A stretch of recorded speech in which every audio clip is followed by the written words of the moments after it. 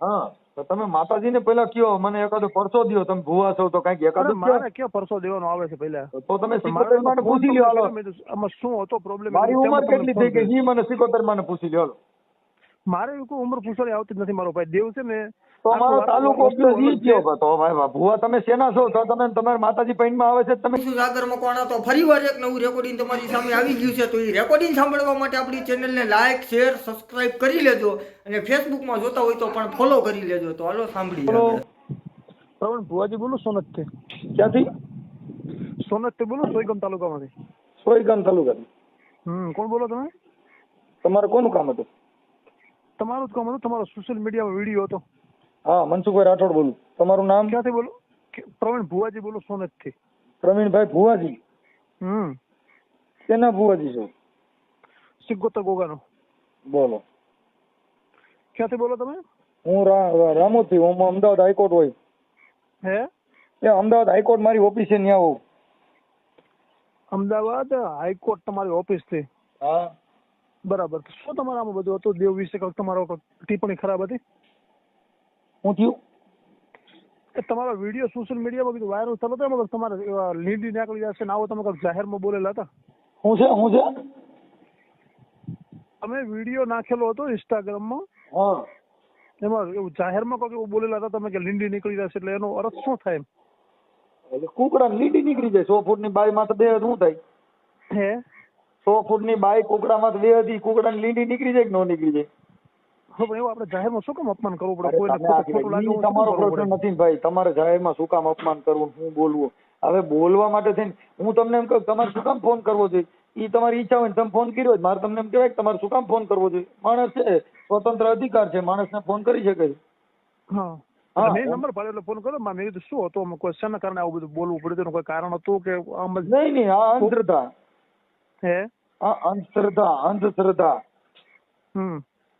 જે માણસો ભુવા ભરાડીમાં જે માણસો ફસાઈ જાય છે, હાચા ખોટા ખાય છે, એના માટે તમે બોલ્યા હોય ભાઈ હવે માતાજી ક્યાંય આવું કરે એમ.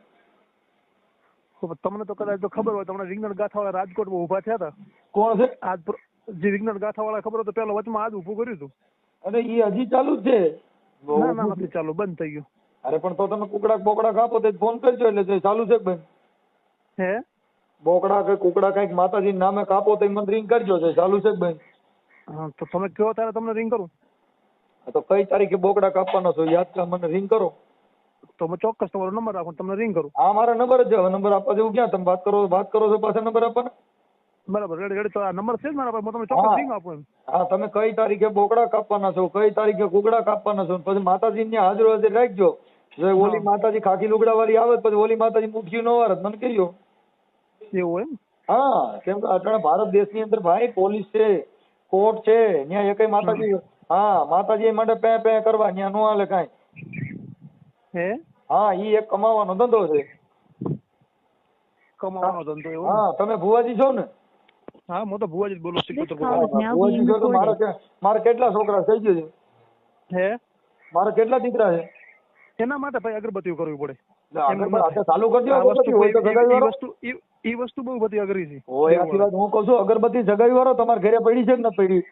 હા તો મારે ક્યાં જગા બની? મારે તો અખંડ દૂધ ચાલુ છે ને માતા. પણ તો અખંડ દૂધ ચાલુ હોય તો ચાલુ કરી દો. હાલો બોલી જાઓ. એટલે મારે કેમ મેં તમને બાધા આપી?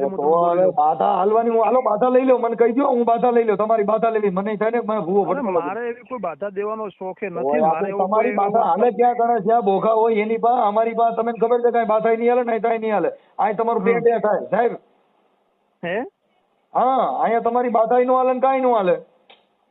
તમને ખબર છે કે હાલતું હોય ક્યાં? કે જ્યાં અભણ હોય, જ્યાં માનસિક માણસો હોય, જ્યાં તમારા પૂજારી હોય ત્યાં હાલે. અહીંયા તમારું ટેટે થાય ને તમારી માતાજીનું ટેટે થાય. માતાજીનું ટેટે નથી મારો ભાઈ. આખી વાત સમજતા નથી. તો તમે કહી દો મારે કેટલા દીકરા? અરે મારે તો એવું કહેવાનું આવે છે તો પછી તો તમે શેના ભૂવો છો? તો તમે મુજે વસ્તુ તમારા દેવનો જ વિરુદ્ધ છે ને એવું છે. તમે આખી વાત સમજ. તમે મને હમણાં પૂછ્યું ક્યાં ગામથી બોલો તો તમે માતાજીએ કીધું નહીં કે આવડો ફલાણા ગામનો છે, ફલાણાનો તાલુકો છે.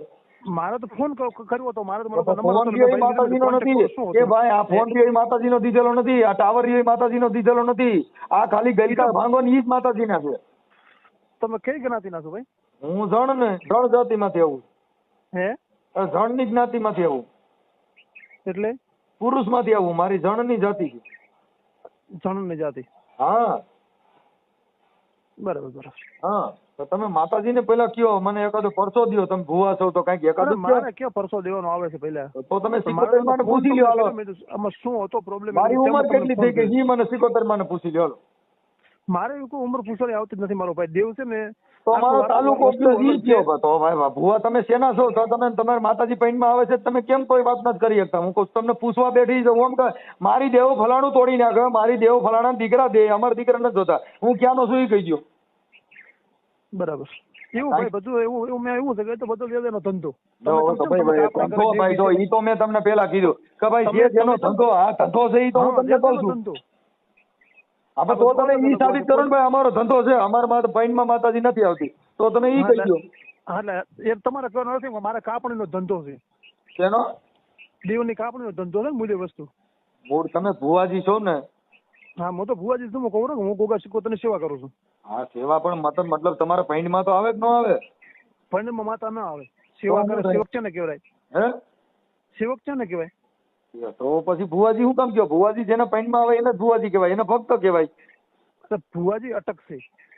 હા તો પછી ભુવાજી અટક કોઈ જગ્યા અલગ છે. બાકી ભુવાજી એટલે મતલબ માતાજી જેના પૈણમાં આવતી હોય એને ભુવાજી કહેવાય. માતાજી પૈણમાં આવે પછી એને ભોગો કહેવાય.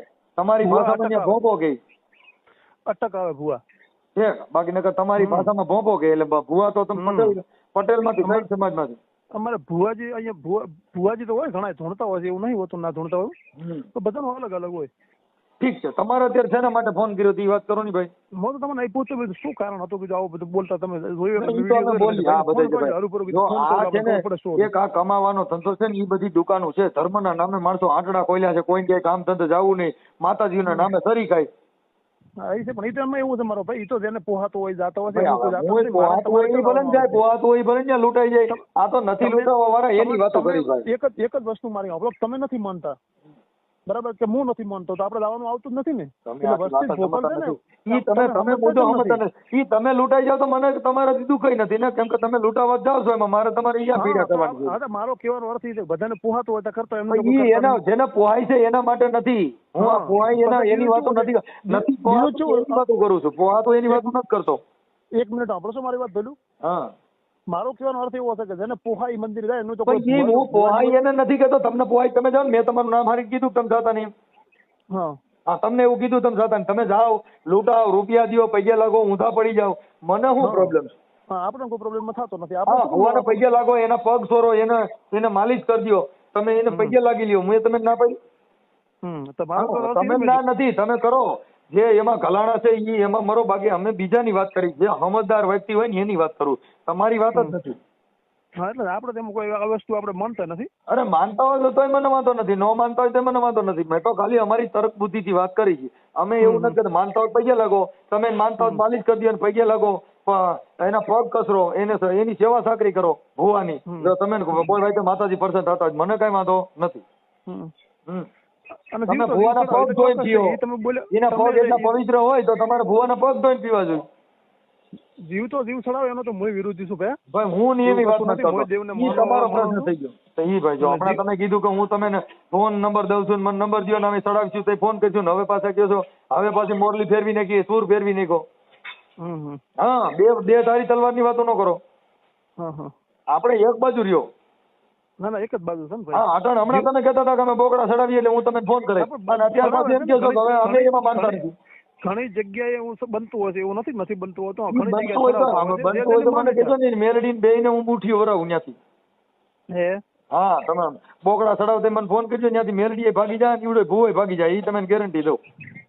ચોક્કસ એવું હશે ચોક્કસ જાણ કરશો. ઓકે ભલે. હા તમારો તાલુકો કયું કીધું? સુઈગામ તાલુકો. અને જિલ્લો? જિલ્લો બનાસકાંઠા પાલનપુર. ઓકે તમારું નામ આખું? પ્રવીણ સમાણા રાજપૂત. ઓકે ભલે ભલે હો ભાઈ પૈસા લાગો મજા કરો. મને કોઈનાથી વ્યક્તિગત પ્રોબ્લેમ નથી હો. ઓકે ભલે. લાઈક શેર અને સબસ્ક્રાઇબ કરો